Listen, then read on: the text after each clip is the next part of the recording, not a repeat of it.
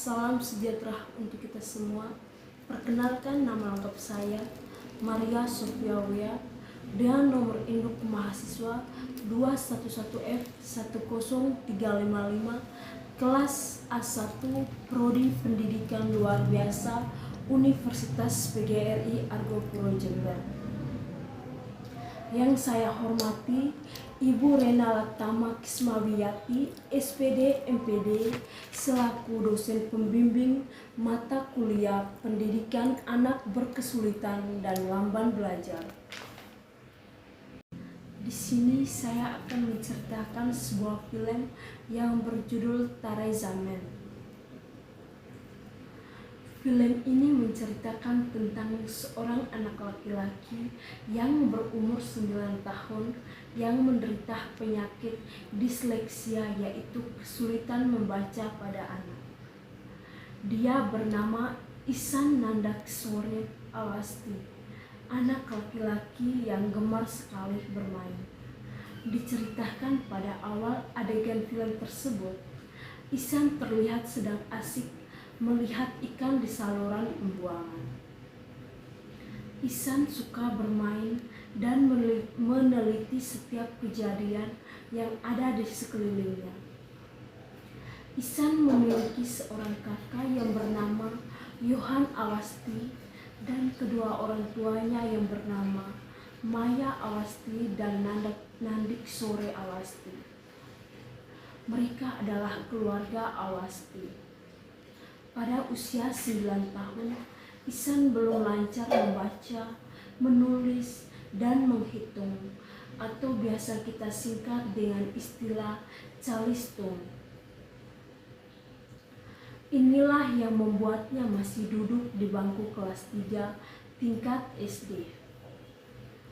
Ihsan yang gemar bermain selalu berjalan-jalan sambil memperhatikan keadaan sekitar. Bahkan saat di kelas pun, Ihsan sering melihat keluar jendela, memperhatikan kondisi di luar jendela seperti burung-burung yang sedang memberikan anaknya. Ihsan juga suka memperhatikan simbol-simbol, istilah stepos simbolia yang dibuat oleh Samuel Teroi Orton secara harafiah.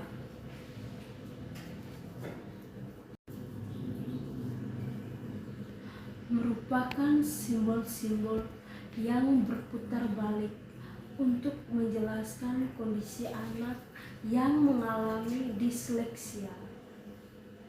Ihsan selalu mendapat nilai-nilai di bawah rata-rata di sekolah dan tidak ada peningkatan selama 2 tahun. Guru-guru yang mengajarnya selalu memarahinya dan merasa jengkel melihat sikapnya di kelas yang jarang memperhatikan pelajaran dan selalu tidak fokus. Baginya, sekolah adalah tempat yang paling menakutkan karena selalu menjadi bahan ejekan oleh teman, bahkan guru-gurunya. Mereka melihat Ihsan sangat tidak berkemampuan dalam mengikuti pelajaran.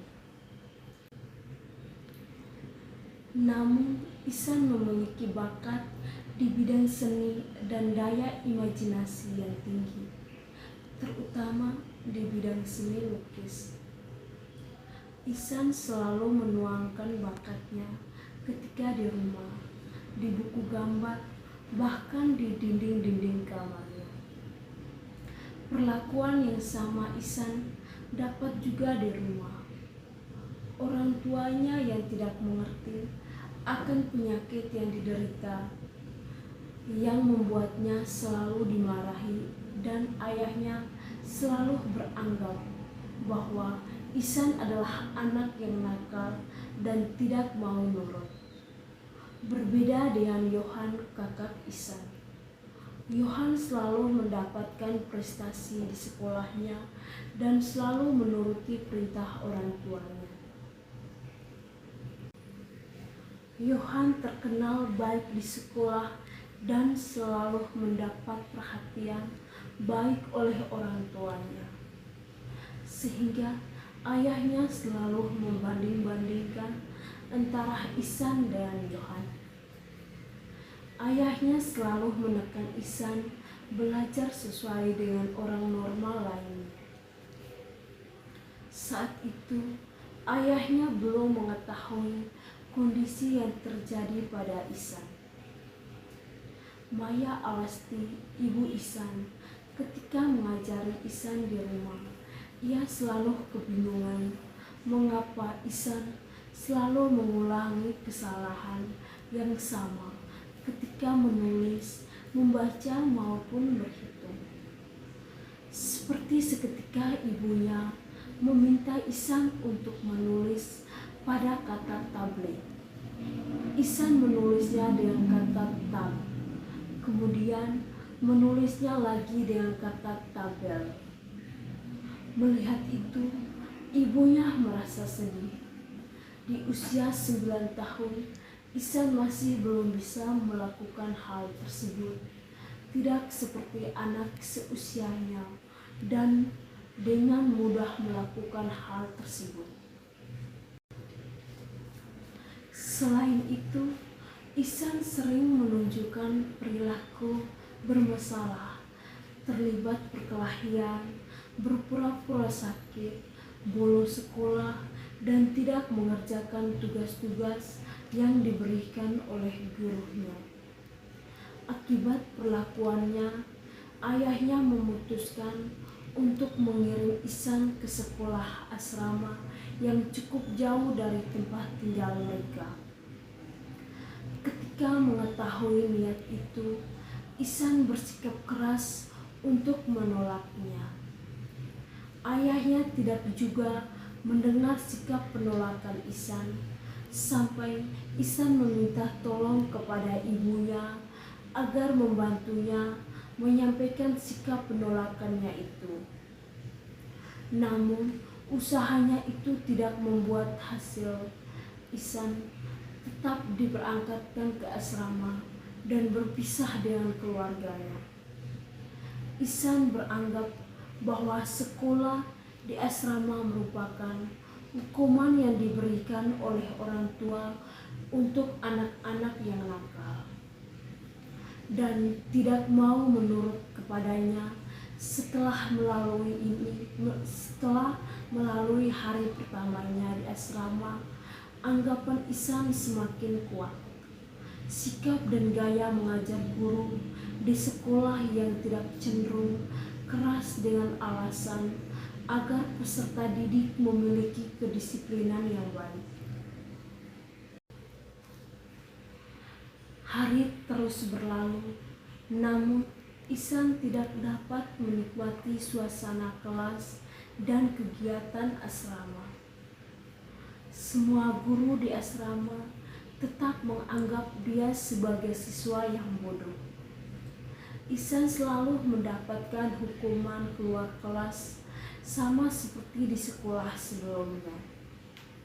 Berbagai hukuman pun Ihsan terima sebagai bentuk konsekuensinya. Nilainya pun masih di bawah rata-rata. Bahkan Ihsan juga mengalami hukuman dipukul menggunakan penggaris oleh guru mata pelajaran seni yang bernama Holka. Tekanan demi tekanan semakin Ihsan dapat di asrama. Ihsan merasa ketakutan dan sedih. Ihsan merasa orang-orang di sekelilingnya tak ada yang peduli padanya. Hal itu membuat Ihsan tidak bersemangat dan tidak mau melakukan apapun, termasuk melukis yang selama ini menjadi aktivitas yang Ihsan gemari. Keadaan seperti itu terus berlangsung. Semakin hari, Ihsan semakin merasa sedih. Sampai akhirnya datanglah seorang guru seni pengganti yang bernama Ram Shankar Nikum. Nikum mempunyai cara mendidik yang baru tidak seperti guru lain. Nikum membuat peserta didik berpikir keluar dari buku-buku. Nikum sangat senang dengan anak-anak. Nikum melihat semua anak-anak, termasuk yang memiliki kekurangan, memiliki potensi yang berbeda-beda. Nikum juga melihat anak yang memiliki kekurangan dari sudut pandang yang positif. Ketika mengajar, seluruh anak di kelas merespon dengan antusias kecuali Ihsan. Ihsan hanya termenung diam, tidak ada ekspresi. Sebab itu, Nikum mencoba mengamati dan mencari tahu masalah yang dihadapi Ihsan. Nikum menyadari kondisi Ihsan karena dulunya Nikum mengalami gejala disleksia. Kemudian Nikum mencari tahu keadaan Ihsan kepada guru-guru, teman, bahkan orang tuanya. Nikum sibuk memperhatikan setiap lembaran-lembaran kertas dari buku-buku Ihsan. Nikum melihat begitu banyak coretan-coretan merah dan huruf-huruf yang ditulis terbalik. Akhirnya, Nikum mengetahui bahwa Ihsan adalah anak yang mengalami disleksia. Mulanya, kedua orang tua Ihsan tidak dapat menerima apa yang telah dikatakan oleh Nikum. Namun, setelah ia menunjukkan hasil lukisan Ihsan, mereka baru menyadari bahwa yang diutarakan oleh Nikum tersebut adalah benar. Nikum terkejut melihat semua hasil karya Ihsan yang ternyata bakat seninya sangat luar biasa, melebihi imajinasi anak semuanya. Imajinasi Ihsan sangatlah tinggi, melebihi anak-anak seusianya. Ihsan mencurahkan imajinasinya kepada gambar-gambar dan lukisan-lukisan yang sangat indah. Nikum pun mengerti apa yang harus dia lakukan terhadap cara mendidik Ihsan. Nikum memberi pemahaman kepada orang tua dan guru lainnya. Bahkan Ihsan bukan anak yang abnormal, tetapi anak yang sangat khusus dengan bakat sendiri. Seiring waktu, kesabaran dan perawatan Nikum berhasil meningkatkan kepercayaan Ihsan. Nikum membantu Ihsan untuk mengatasi permasalahan pelajaran dan menemukan kembali kepercayaan yang hilang, serta Nikum dapat membuat Ihsan mau kembali aktif dalam menuangkan imajinasinya dalam lukisan-lukisan yang selama ini menjadi dunianya. Nikum mengajar Ihsan menulis, membaca, dan berhitung sedikit demi sedikit.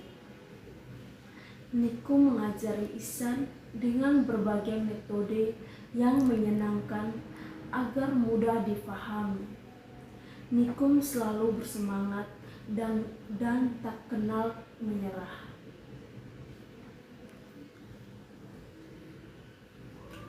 Sampai akhirnya Ihsan pun dapat menulis, membaca, dan berhitung seperti teman-temannya. Pada suatu hari, Nikum mengadakan perlombaan melukis yang diikuti oleh seluruh anggota sekolah, baik siswa maupun guru. Pada saat detik-detik perlombaan ingin dimulai, Ihsan belum terlihat. Namun pada akhirnya Nikum melihat di mana Ihsan duduk. Tibalah saat pengumuman lomba, Ihsan mendapatkan juara 1, mengalahkan Nikum sendiri yang guru seninya hasil lukisannya dan karya dan orang di sekitarnya, Ihsan menyadari bahwa Ihsan bukan anak abnormal, tetapi adalah anak yang khusus dengan bakat seni yang luar biasa. Akhirnya, Ihsan menjadi anak periang dan bisa bergaul dengan teman-teman lainnya. Sekian cerita singkat dari saya tentang sebuah film yang berjudul Tarezamin. Terima kasih.